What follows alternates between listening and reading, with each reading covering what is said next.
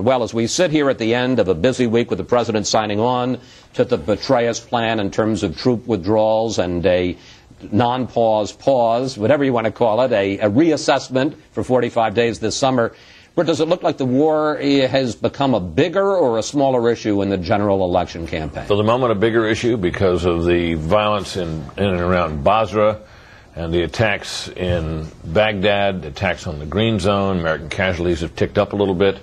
Whether in the long run this will prove to have been a turning point for the worse or better remains to be seen. Obviously, the Maliki government took some initiative down in Basra. They didn't get all the military results they expected, but it wasn't so very long ago that we wouldn't have expected the Maliki government to even try, particularly against Shiite militia. So there's a lot in this. We don't know the ultimate outcome, but for the moment I think the war is more in focus than it was before. If the war is more in focus, Mara, is that bad news for John McCain? It's an unpopular war, according to the polls.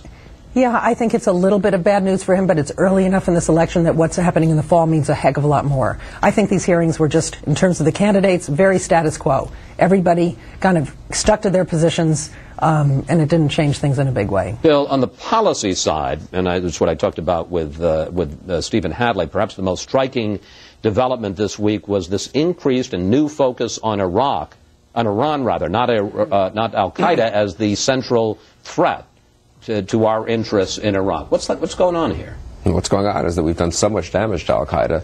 They've been pushed up north towards Mosul. I think we're going to continue to reduce their effectiveness. And so now the Iranian-backed Shia extremists are the major threat. That's good, not bad. We have virtually wiped out Al-Qaeda in Iraq, which Al-Qaeda said over and over was the central front of their battle against the U.S. I think now Iran comes more into focus. We have to see how much we can do to deter Iran from complicating things in the south with the Shia. But the good news is the Iraqi Shia government, which is supposed to be a puppet and pawn of Iran, has turned against the Iranian-backed Shia militia. Politically, I think this is good for McCain for this reason. What's the main challenge of the next president? Dealing with Iran. Dealing with Iran's attempts to get regional hegemony, dealing with Iran's attempts to destabilize Iraq, dealing with Iran's attempts to get nuclear weapons. Who do you want dealing with Iran over the next 4 years? McCain or Obama? I think that's good for McCain.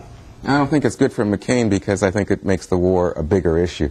I mean, the whole rationale that was put forward this week still focused on Al-Qaeda. And as you have just said, the United States military has done a good job of dealing with Al-Qaeda. So then the argument becomes, well, if things are getting better, why do we need to stay? Oh, no. Because if we leave, things will get worse. But wait a second, you've dealt with Al-Qaeda, and now we shift to Iran, you know, the new devil in the picture. I think at some point it just strains credibility, and when you put General Petraeus there and saying, you know, where's the political progress, you almost feel like you're talking to the wrong person. You should be talking to President Bush and his team about why there has been no political stability developed in Iraq, given that the U.S. military has provided this long time frame for which progress could be made.